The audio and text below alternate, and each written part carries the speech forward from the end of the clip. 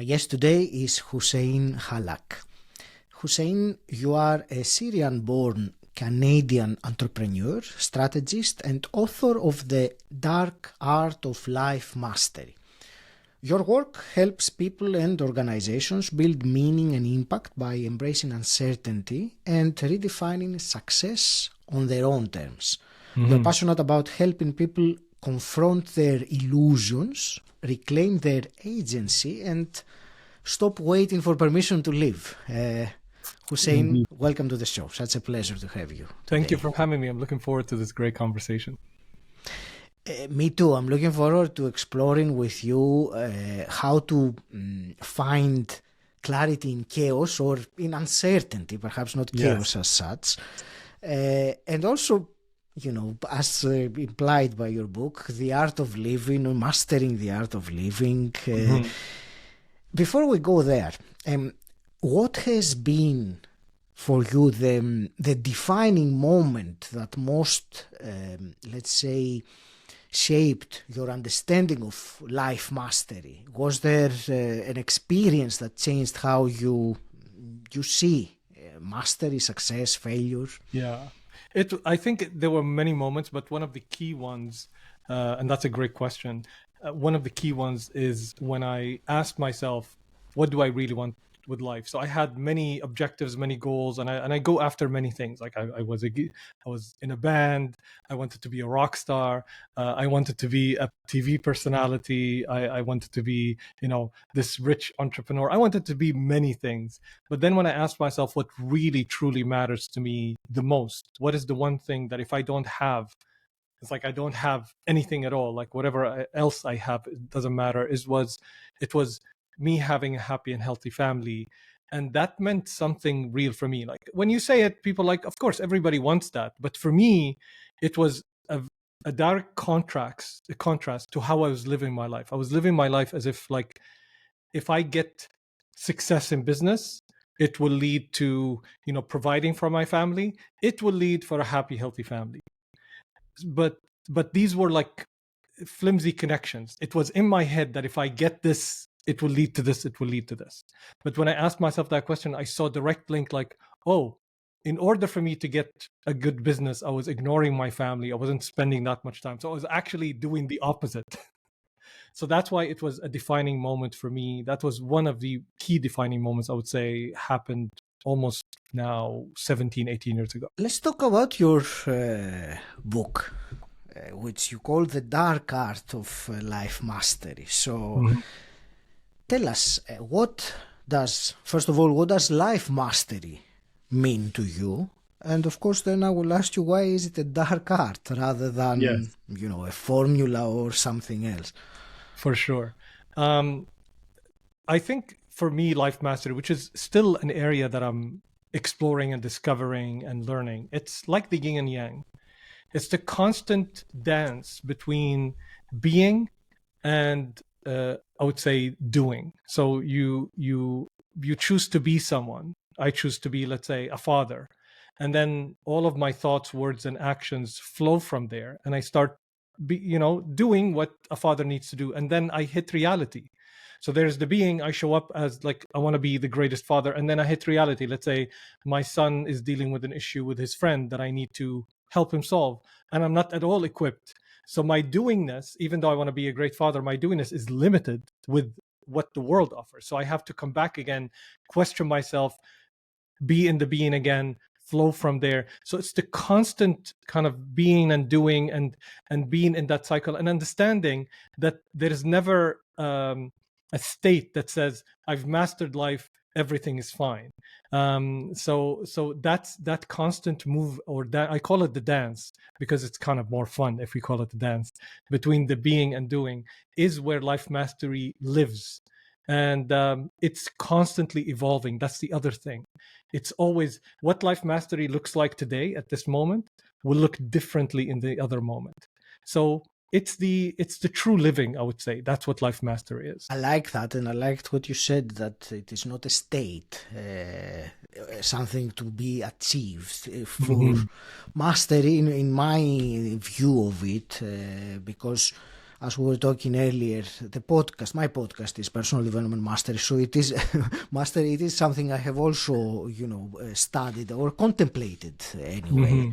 And what I have realized is that one never arrives to this kind of mastery. It's not mastery of the guitar.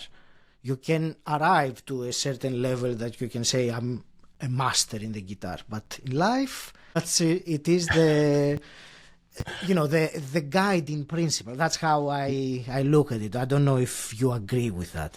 I think I will offer, let's say, an addition to that. So to a certain extent, I agree. True masters, the thing is, for somebody who, let's say, haven't worked to master something in their life, they might think about mastering in many different ways. Like you said, like a state. It's like, oh, it's something to achieve.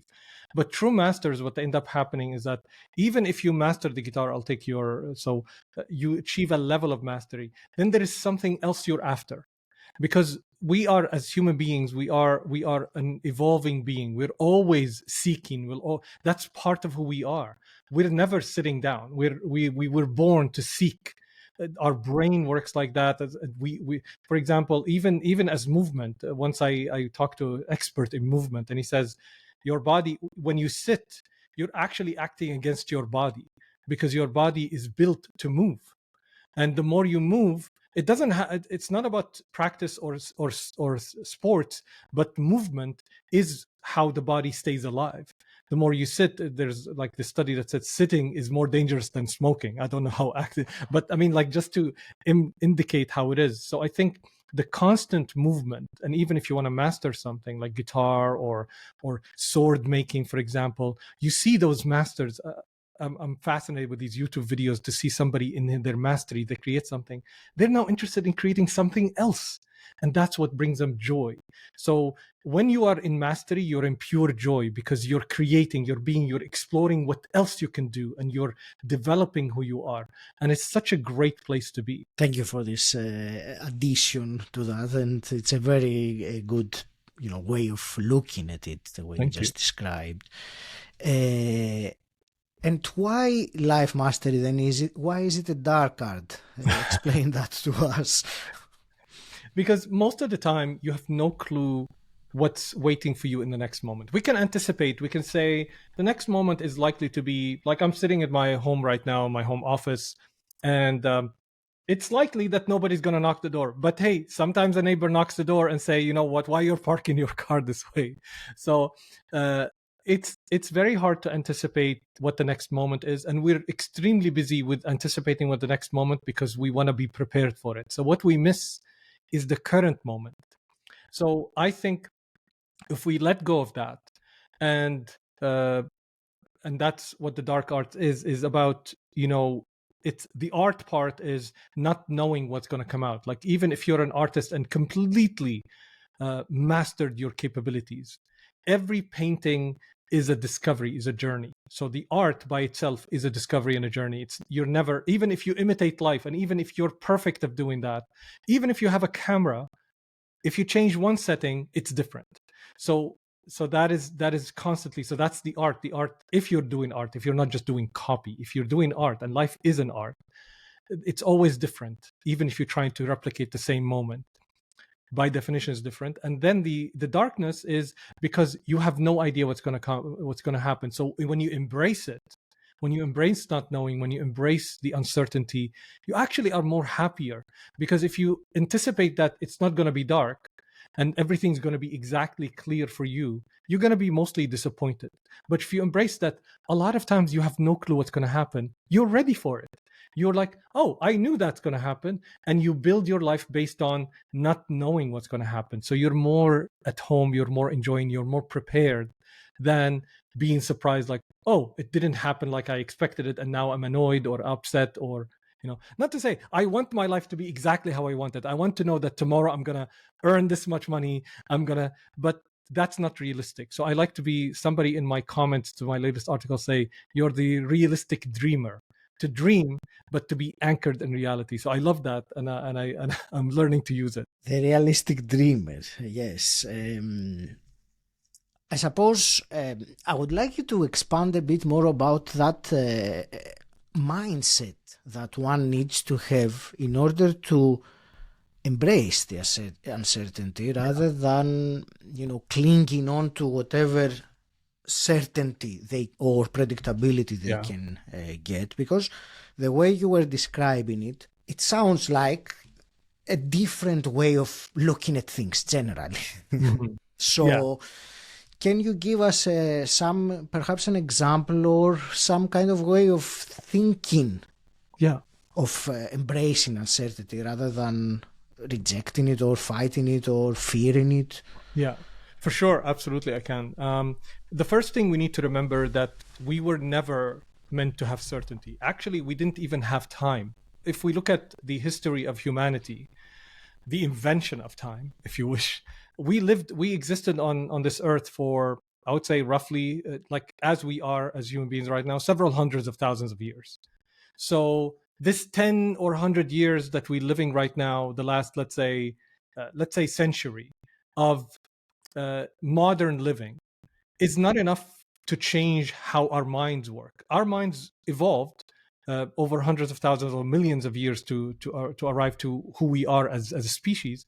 Is about, there is no time. You wake up, you seek food, you try to find food. There was never a refrigerator. So you're built to go seek and find food and protect your family. And you built around uncertainty, which is why we are afraid of things. Fear is about, if we hear a rustle of a few bushes, we anticipate probably a bear, probably a saber-toothed tiger, something that's going to eat us. So we're always on our guard. So that is actually the natural way of doing. But in the last, what we're learning all the time when we go to school, when we go to university, when we work with people around us, is that life is some sort of stability. You choose a career path, you work with that, let's say you build your skill set, and then you work in that space for such and such time. That is a learned behavior. The non-learned behavior and let's say the natural behavior is that there is uncertainty. That's the reality of life. You can do whatever. So it's about, I don't see pessimistic. It's more like, look at life and see what is the likelihood of something continuing or not. What's the likelihood of, let's say, tomorrow Donald Trump tweets a tweet and changes the whole geopolitical of the of the world? That is, I mean, whether you like it or not, but it's one tweet. You're one tweet away from changing the whole world, like imposing tariffs on everything, for example. And suddenly your world, I live in Canada, and suddenly you can't do business with the States. Everything changes. So that is a reality. That's not, pessimistic or something. That's the reality of the world we're living in today. If we lived 10 years ago and somebody said, the president will issue a tweet and the world will change, well, they will laugh at you, right? So you need to be realistic and living in the world and noticing. That's an observation. But at the same time, that's the realistic part. At the same time, you need to have goals that extend 10, 20, 30 years and saying, this is where I want to go. And then it's up to you to learn. At the very beginning, it's going to be hard, but to learn how to anchor, put your feet in reality and continue to seek your goals. That is a skill that only can be developed by doing it again and again. So at the very beginning, you're going to suck at it.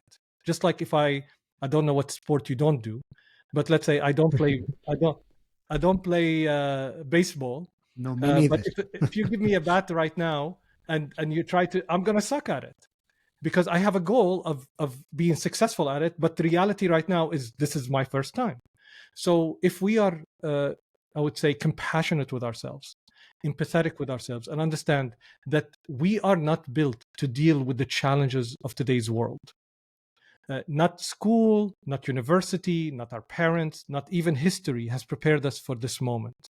So we can anchor ourselves in saying, I'll learn what's happening, and I still attach myself to my goals, and I will try and test to see. I will try simple things like, what if I do this? What if I do that? And test and continue to find my path and build myself up. So accepting that we're a beginner in life and accepting that we are a big dreamer in life and then working at it. Unfortunately, there's no other way. That's why I didn't call it a formula.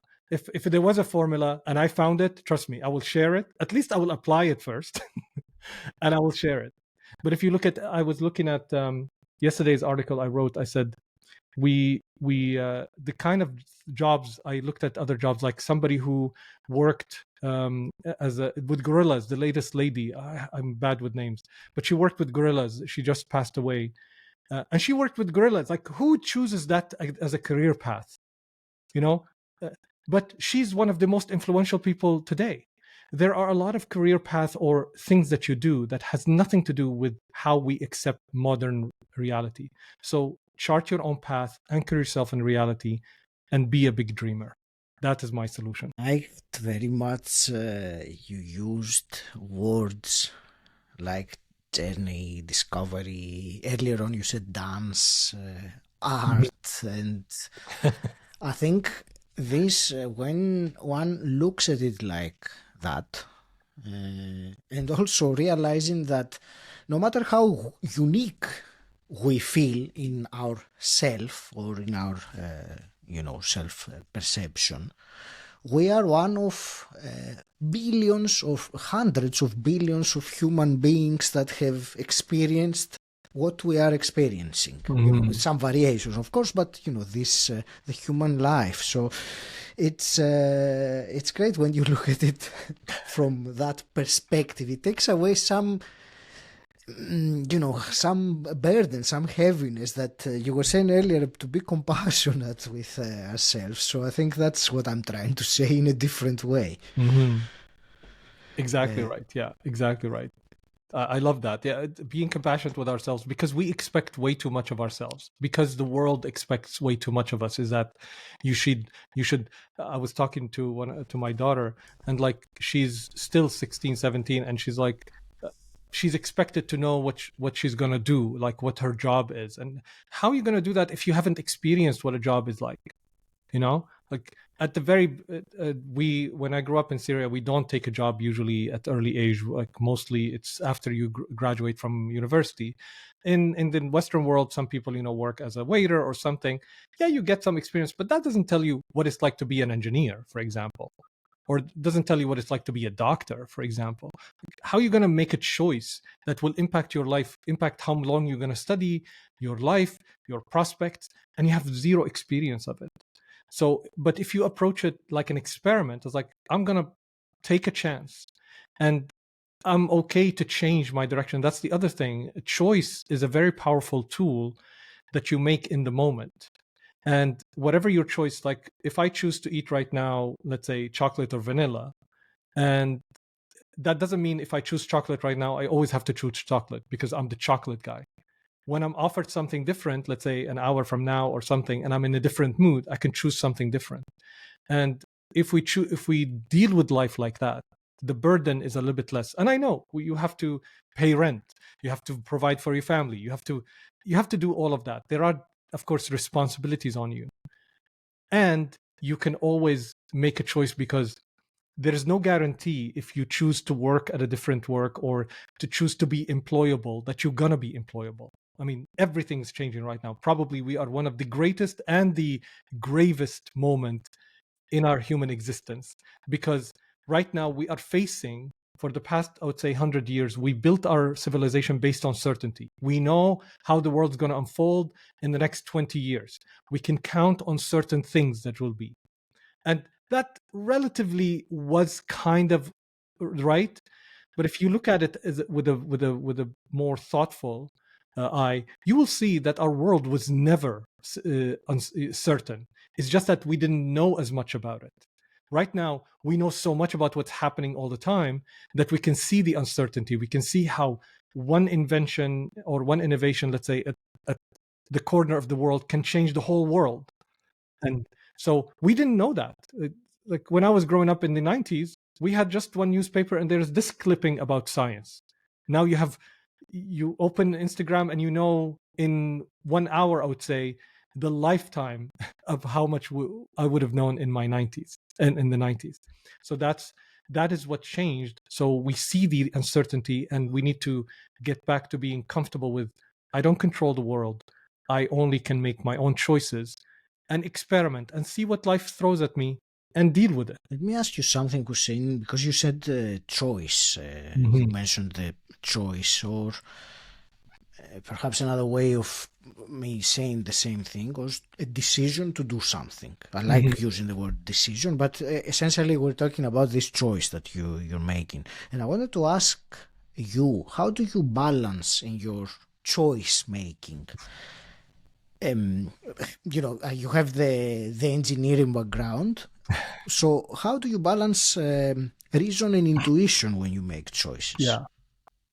So there is a difference in my world between choice and decision. Okay. For many people, they're similar. Decision is usually let's say a choice you make based on data or options that are available to you, or basically based on thinking. Decision usually requires thinking. Yes. Choice is a pure let's say decision that you make internally based on what's happening with you internally. So let's say I choose to be a great father. That has nothing to do with the data in front of me, like for example having a great son, or being in a position where I can be a good father. Like, it's not dependent on the outside circumstances, it's dependent on my internal drives. So choice is always internally driven. A decision is externally influenced. You look at the environment around you. Let's say, for example, you decide to follow this path because it looks, more secure, whatever.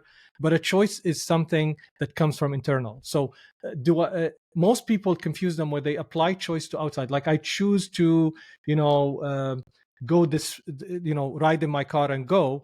That's really a decision because you have a car, you have all of these things. That's a decision. A choice is something you choose about who you want to become. So, for example, and usually not supported by any data. Like, for example, I chose to become a rock star when I was in my 90s, in the 90s, basically.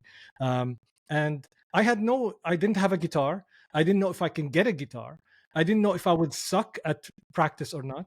But that's who I choose to become. And then my actions and thoughts and words flow from there. So I went and got a guitar, and then, got a better guitar, and I trained for hours because I chose who I want to become. And then my actions flew from it. A decision is usually let's say it's usually in business, like we have this client, that client, this client pays us this much. We have this market to want to open, and I look at the data and I make a decision. So that is how I would put it. And usually choice is powerful because it's between you and yourself, and what you basically making a claim on the future that you want to become. I choose to become an artist. And the beauty about choice is you can change it the next moment. I choose to become a guitar player. I grabbed the guitar and I thought I would feel very good about it. Then I was like, I really hate the guitar. So I make a different choice. But it requires practice. It requires me to act on my choice to make a different choice. That's it's food for thought there, the differentiation between decision and choice. So I'm glad you. Hussein, let me ask you something different. Applies quite a lot to many of the listeners of the podcast who find themselves in a position where they are successful externally by the standards, the external standards. However, inside they may be feeling unfulfilled or at a crossroads or in not a matching situation to that external success. What would you say to someone like that tells you, Hussein, just the person that I described? Would you perhaps offer something specific to them or something to guide them?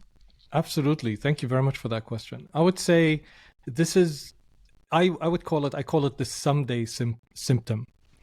And the someday symptom is someday when I get all this money, when I achieve success, when X, Y, Z are in place, when I have the right time, the right opportunity, whatever, I will get X. So, for example, I used to do that. I said, like with my family, it's like one day when I have enough money, I will have enough time to spend with my family.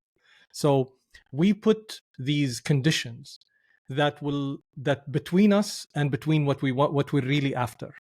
The kind of person that we want to come. I want to be a great father. So in case I have to make a lot of money to give me enough time to be a great father.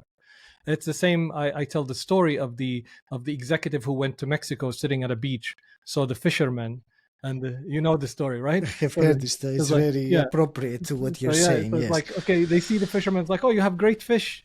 Have you thought, of building the business? And the fisherman asks him, why would I do that? It's like, or how? Well, you go, buy a few boats, catch more fish, you can sell more fish, and then what? And then, oh, you will grow your business, and then what? You will make a lot of money, and then what? It's like, oh, you can go on the exchange, the Nasdaq exchange or whatever, sell the stocks, and then what? It's like, you can retire, and then what? You can come and spend time on the beach. It's like, but I'm already here. So a lot of times we put these barriers between where we are and where we want to go. So the question is, for those successful people, what do you really want? What is the thing that will give you that life?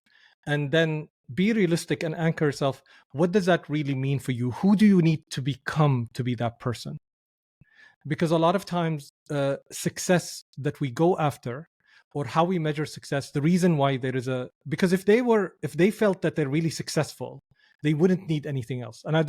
But most of the time, and I would argue, I may be wrong, but I would argue that we define success based on how the world defines success.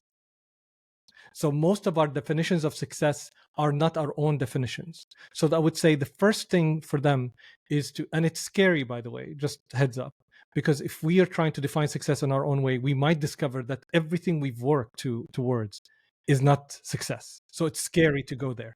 But again, be compassionate with yourself. Ask yourself that question. Say, what is success really for me? What I'm really after?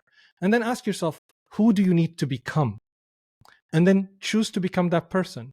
And once you choose to become that person, your thoughts, words, and actions flow from that becoming. So you start doing what that person would do.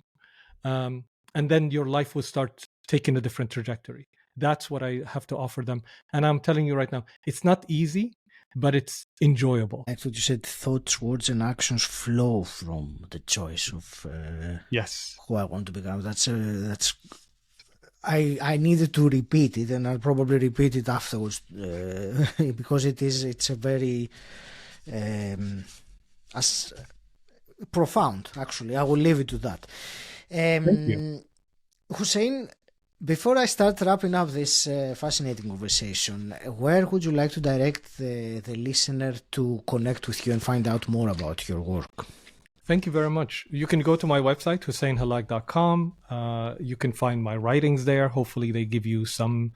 I like the interaction, so please comment, share, subscribe, as they say in the YouTube world, and interact. I'm offering a few programs, thinking about that because a lot of people ask, and I love to mentor and work with people. So yeah, find me on my website. If you have a question, send it my way. I enjoy the conversation, as you can see. Excellent. And I also have two quick questions for you that I always ask on the podcast. And the first one is, what does personal development mean to you? Personal development is, for me, is the constant growth towards the person you want to be. So you decide who you want to be, and then you basically develop the skills to become that person, or you choose who you want to be, and then you develop, let's say, those skills or those abilities or the way of thinking to get there. Sometimes it's not. Sometimes we think of personal development as skills, like getting more sales, whatever. But a lot of times it's developing the mindset.